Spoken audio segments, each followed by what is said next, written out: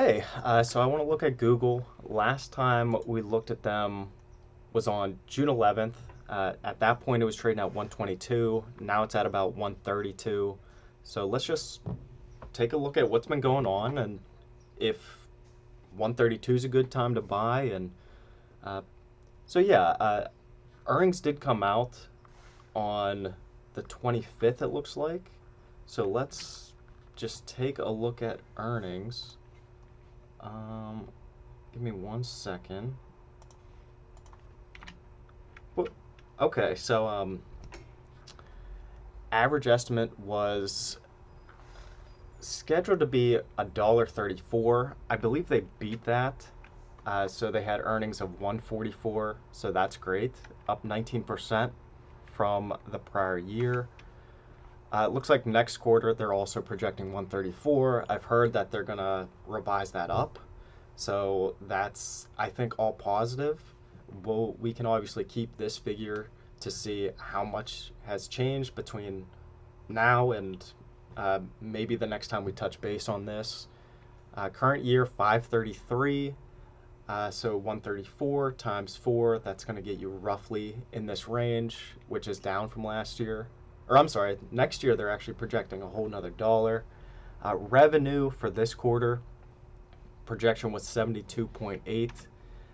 Looks like they got 74.6, so they crushed it. Uh, big difference there. Anything else here? I guess in terms of just other like sectors of their revenue. So for their YouTube ad revenue, that went they beat. It looks like by 4%, I believe, or uh, estimates were 7.4. They got 7.6, so they won there. Cloud computing, uh, they got 8. They were projecting 7.8, 7.9 in that range. Nothing, they're all roughly within range. It's just they beat it as opposed to missing it by a little bit. So overall, I guess it's good news. Google repurchased, it looks like $4.97 billion of its own stock during the quarter. Um, I don't know if we picked up any. Just to kind of give ourselves a heads up, I mean, this is what the chart pattern will look like. Um, but okay, let's see. So going back here, revenue, again, they beat here. Next quarter, they're projecting about 7.4. We'll see. Again, I've heard that they're going to push this up a little bit. So I imagine that means this will get pushed up a little bit.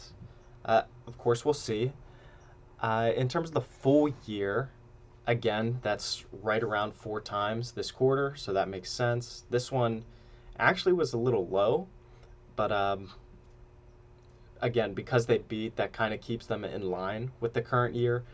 I'm not sure if we have let's see, the income statement here. So through 6 months of this year, they're actually a little behind. I'm just going to throw that out there. So going back here, yeah, 300. And in terms of the current year's earnings, 533. If we jump ahead, what do we have? 533.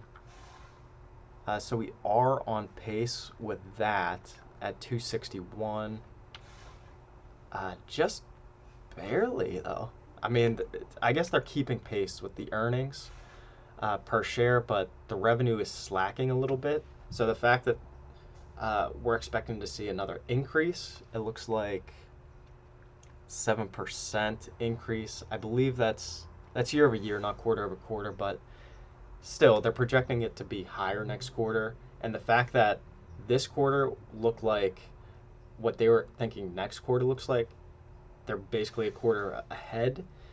So if they thought they were going to put in another roughly 2 billion in revenue, uh, if we just look ahead to the next quarter, maybe we'll see 76. They didn't give us guidance on what they think they'll do, but again, this is what the analysts are saying.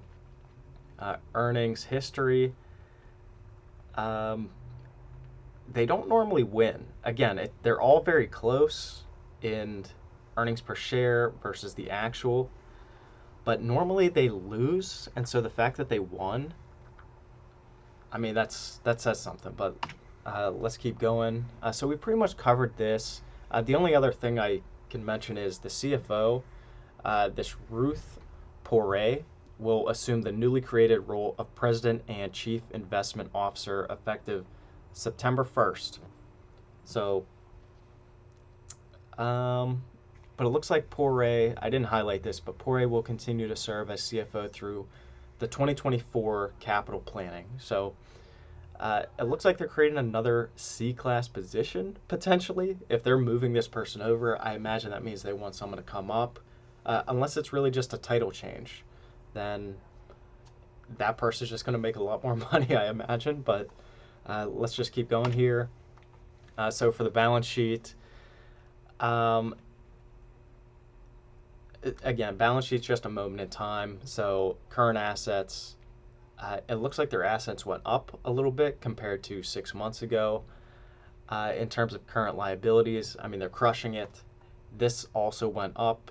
Liabilities went up more than current assets. It looks like the main thing was accrued expenses. So could just be a timing thing. If this were taken, say, a week later, maybe that would get pulled down because they paid it. But overall, good ratio here. Next, we have the income statement. Revenues again, big win. It went up a lot, actually, compared to last year's quarter. Cost of revenue went up slightly. They made more than what was spent, but again, we like Google because they have like a 50% gross margin, and so seeing the revenues go up by about 5, and also the cost of revenues going up about 2.5, actually a little bit more, but still it's right in that. It's definitely above 40%, but it's close to 50%. Research and development, that also went up. When we go into the news, we'll be able to investigate a little bit more. Like, what are they spending an extra? I mean, this is like $3 billion in research and development. So what are they researching and developing that's costing that much more? Income before income taxes, again, that went up pretty significantly. So for them to add $5 billion in revenue and be able to bring down income before taxes of close to $3 billion, that's very good. I mean, that's 60%, so that's very good. Looking down here, bottom left, we have, again, the revenues. It shows just how much it's gone up. Operating margin staying at that 30% figure, high 20s really. It went from 28% to now 29%, so that seems to be a good benchmark for us.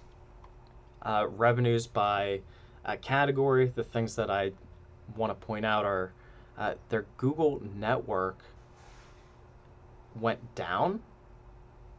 So interesting there. We would have thought it would go up. I guess that's just one of the categories they missed on. We mentioned how I believe the YouTube ads, that was a win. And we also mentioned, what else was the win? Cloud computing. So cloud computing, that's down here. Yeah, the big win there. But there are some losses, it looks like. Again, Google Network, whatever that is, that lost. They didn't say anything about it. But yeah, clearly a lot of winners here. That's the only one where it lost, you could say. But yeah, overall, as a whole, it went up by a lot, so very good. Here we have statement of cash flows. All I'm really looking at is any big changes and then the operating activities. So for this one, they brought in a lot more, going from 19 to 28. And also for the year to date, we have going from 44 to 52 just in operation, so that's very good. Income taxes net. So that was like the big thing, it looks like, last year. They had a negative figure here, and now they have a positive. I can't remember what it. There was a note here. I don't know. Just something was unique last year. If you can remember, please let me know. I just it's not ringing a bell, but there was some interesting nuance. Obviously, with the taxes, I just can't think of that one. But let me know if you do. Moving on. So now we'll get into just the little pieces of basically the headlines here. So DirecTV, they sealed a deal to maintain their commercial Sunday ticket rights. Apparently, there's also what they call out-of-market football games that I believe DirecTV used to have, but now YouTube TV bought the rights to that. So I believe what this means is, I'm in the Pittsburgh area. That means I'm not going to get, say, the Denver Broncos games because they're way out of market. But because YouTube got those rights, and if I own YouTube TV streaming, I'll be able to get that game compared to if I don't have DirecTV. Hopefully that makes sense. But they purchased that for $2 billion, so maybe that's research and development. That's definitely a lot of money. I don't think I would categorize it as that. I'm not sure what I would call that. Um, Clearly a purchase. I guess an asset. Uh, Google European Commission to develop AI governing pact ahead of regulation. So this was brought up in a couple other companies, Facebook, or I'm sorry, Meta, Apple, I believe, Microsoft for sure. But the big mega cap companies such as Google are seeking regulation. For them, it can be viewed as a good thing as it sets up another deterrent for new competitors in the space. Uh, so overall, that's a good news, but we'll see how that evolves. Google infuses its ad business with new AI tools. So this is intended to help advertisers improve ads. It's still early stages. We'll see how that plays out.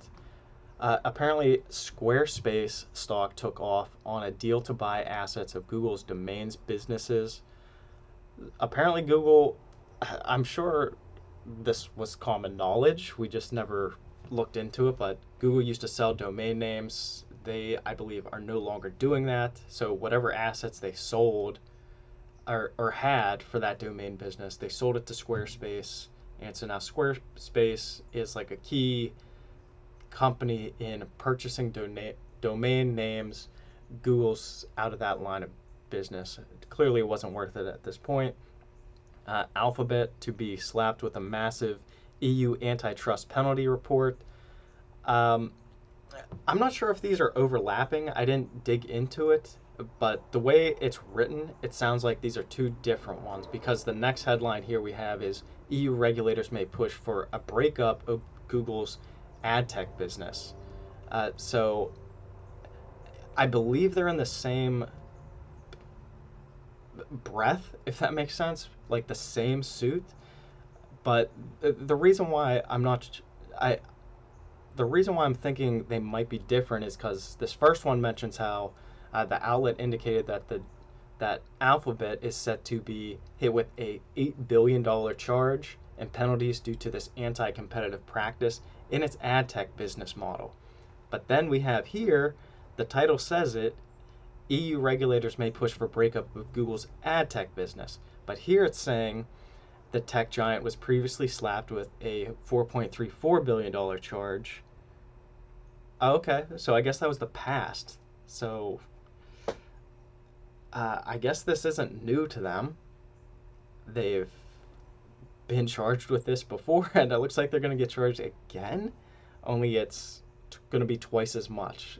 I don't know if that's an annual thing. Again, if you're more familiar with that, by all means, let me know.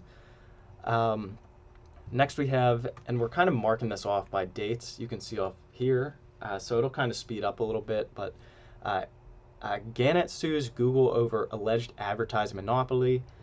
They may be a few verticals in the ad market that Google has, but not the entire market. So that's another issue that they're, well, again, it has to do with that ad marketing. We also have Google eyes suppliers to move some pixel manufacturing to India. Again, it seems like all these big companies are moving something to India, and so we need to look into that. But either way, so Google, their pixel manufacturing, they're considering India. Probably going to be a go, but we'll see. YouTube's first official shopping channel to launch in South Korea. Apparently, Google, YouTube, and shopping are expected to be an item in the future. So imagine this is going to be like Instagram or some sort of social media app where, if I see something in a video, I believe I'll just be able to like click it and it'll take me to the site to potentially purchase it. So that looks like it's going to somehow get incorporated with with Google and YouTube. Too early to see it, but clearly they just the first official launch was in South Korea. Hopefully we get updates on that because that seems like it could be promising. Moving on, again, keep notice, dates will be on this side, but Google Salesforce-backed AI startup Typeface sees $1 billion valuation after $100 million funding round. So kind of hard to see, but Typeface's platform enables businesses to train generative AI models to use them for their own content, helping with tasks such as producing marketing materials. So the note we have here is it's expecting to see hyper-focused tools for specific jobs, such as marketing, legal, accounting, like anything that AI can help out with. They're trying to create AI type items, platforms that can target specific jobs. And clearly, I mean, they're seeing it's a $1 billion valuation, which is good because clearly Google has a piece of that. So it was like an investment. So we'll see how that investment plays out. If Typeface will just get bought up by Google or how that'll work, we'll see. Google will plan Canada news links, or will pull Canada news links in response to Online News Act. So Canada has this law stating a portion of revenue must be shared with the country when including links to news sources from Canada. Google's response to that is, we're not doing that. We're not going to have any links. Very interesting. uh, very interesting. So I take it to mean Google doesn't want any parts of Canada, or at least websites that are specific to Canada. Very interesting. Curious how that plays out. Probably will never hear that again, but very interesting. So Google lays off staff at mapping app Waze amid consolidation.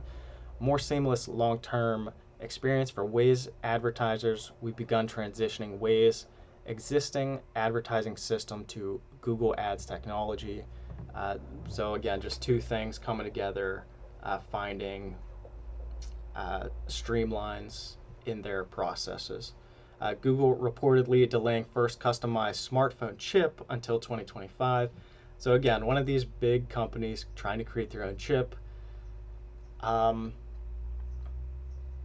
Hopefully they use someone else to build it, but we'll see.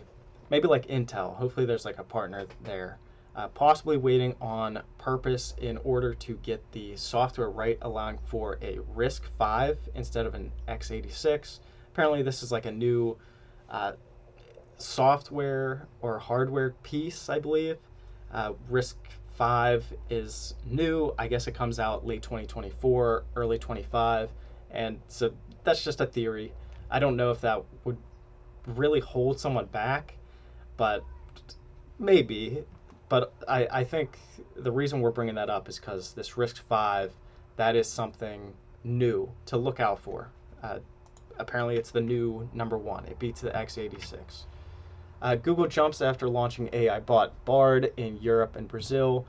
So again, that's like Google's version of ChatGPT. It is now out in all of Europe and Brazil. Very big populous places. So we'll see how that plays out. Google Cloud execs said to abdicate management responsibilities after 24 years, aka someone's leaving. AI race is in full swing as Google goes into overdrive to power Gemini. Gemini, I'm not too familiar with that. If you know more about it, please let me know in the comments. Otherwise, Gemini, clearly it's some AI software. I don't know what the function is, so if you know, please let me know. But Google pitches AI tool to news publishers to assist journalists. Again, we kind of mentioned this earlier, where they have a, where is it? Did I pass it? They have some, they want to create AI tools that target specific jobs. Apparently, journalists is a big one, which makes sense if it can like type out full ideas. This is the last one before we pivot into the technical analysis. Google smartphone shipments surged in US in Q2. The overall market slumps though. So we just pulled a couple figures here, and again, we would have to look at the actual quantities to get a better understanding, but overall it seems positive for Google, especially because they're saying Google shipments rose 48% year over year, so selling more of these Google Pixels, compared to, in the second clip, it says Samsung saw a 37% year over year decline, and also Motorola saw 17%. Doesn't say what Apple did, but still, if Google is taking market share of Samsung and Motorola, Samsung's a big player. Motorola, again, I would have to see the quantities, but the fact that these two companies, known companies, are going down by that type of proportion, and Google's going up by that much, that's very good for Google to get into that line. It seems like it'll be profitable too. But let's now pivot into our technical analysis here. So again, last time we looked at this was on June 11th. On June 11th, we noted that it was in a short-term uptrend since January, and also their financial statements were going to come out. So they did. We can just remove that one.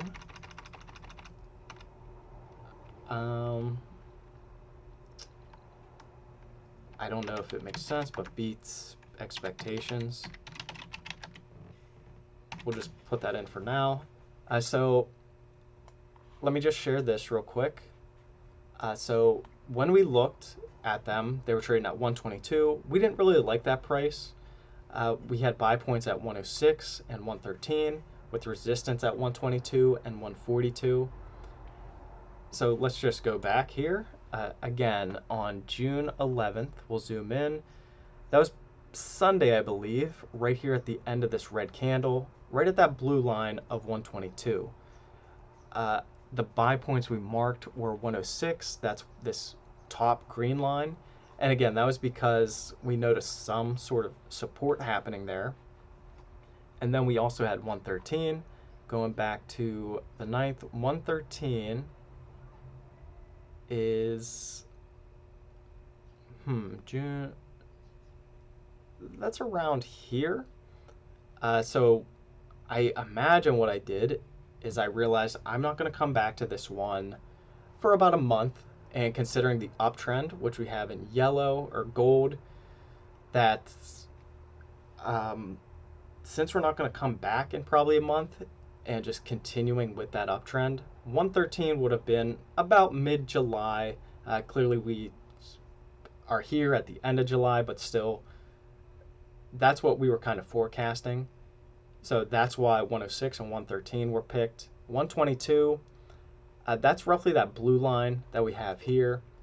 Ever since it broke 122, 121, I should say, hasn't been able to get above it until recently. It went above on June 9th. It looked like it was pulling back. It ultimately did pull back below, but after earnings, it's now where it is at 132. We also have resistance at 142. again, that's nearing previous all-time highs. So we'll see how this one keeps playing, but if it wants to grow at this type of pace, it's going to be there in no time. And when it's there, it might hesitate a little bit. What I can do is extend this out just a little bit. Uh-oh. Uh-oh. Here we go. Let me just pull this back a little bit. So that'll get us to the end of the year, assuming that it continues on this pace. That's about right. What I'm going to do is I'm going to update this color to purple. Purple's like the primary trend, and normally gold is the second trend. So I'm just going to switch this. Let me move this up a little bit. Whoops. Uh-oh, things are just going crazy.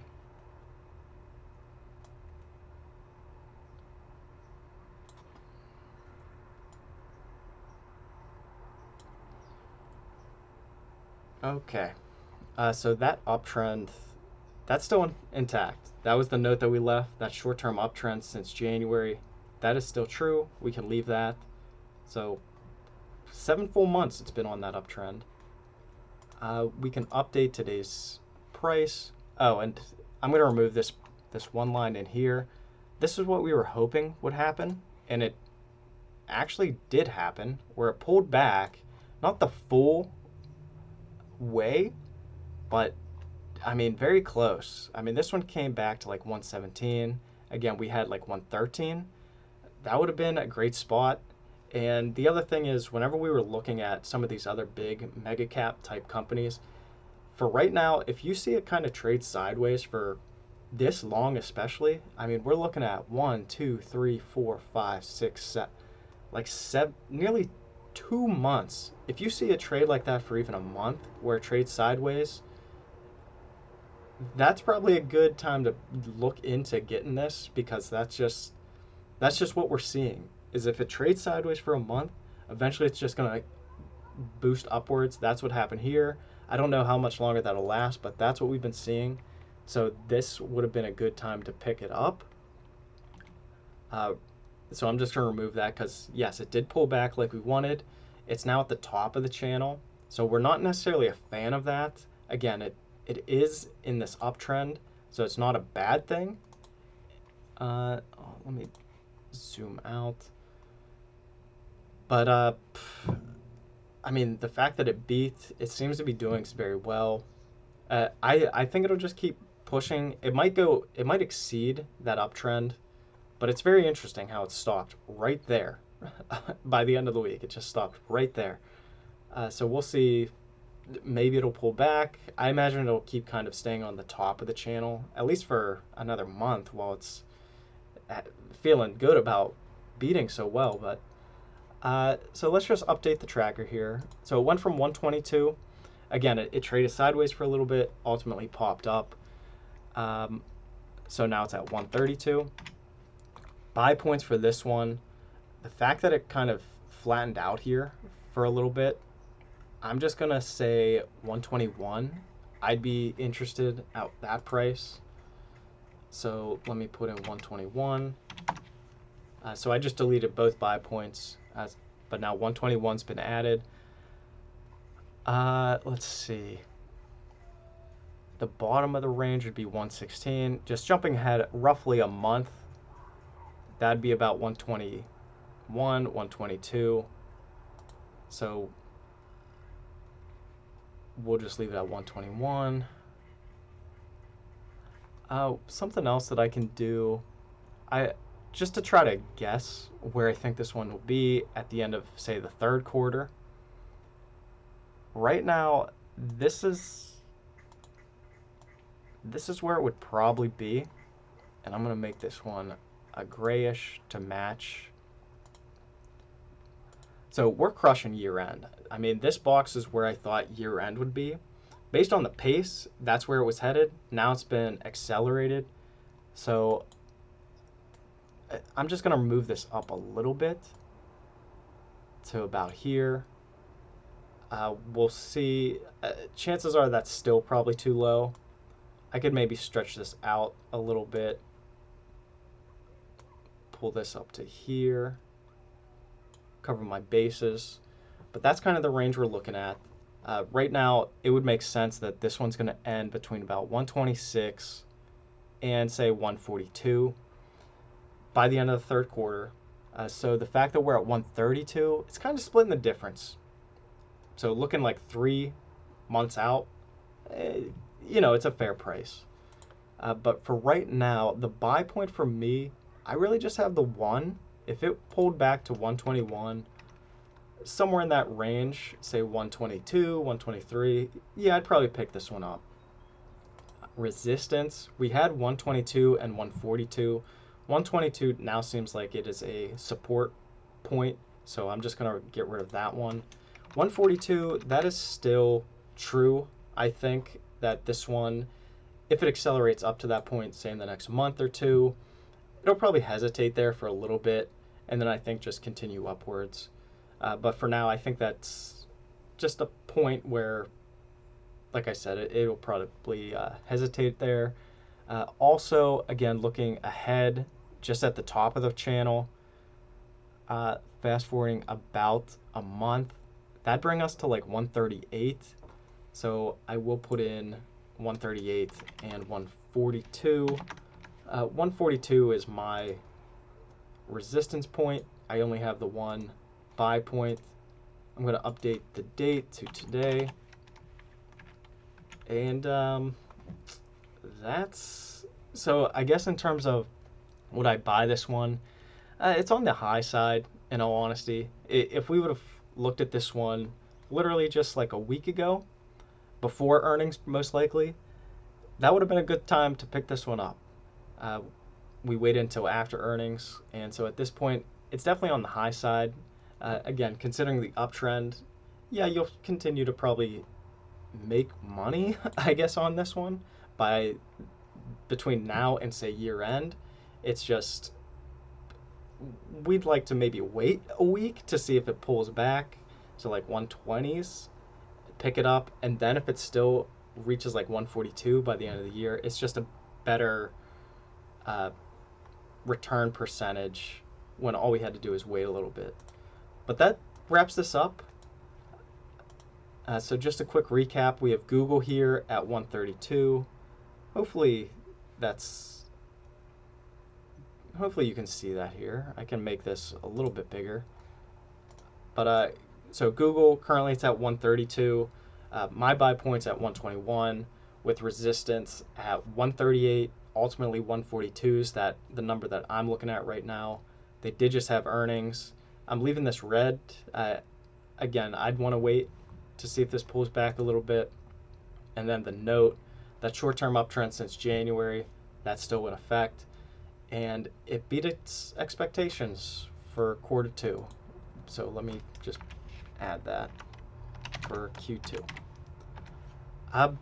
But that wraps this up. So please like, subscribe. If you have any questions, let me know. I'll do my best to answer them.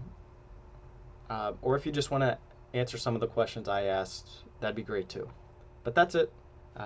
See you on the next one. Bye.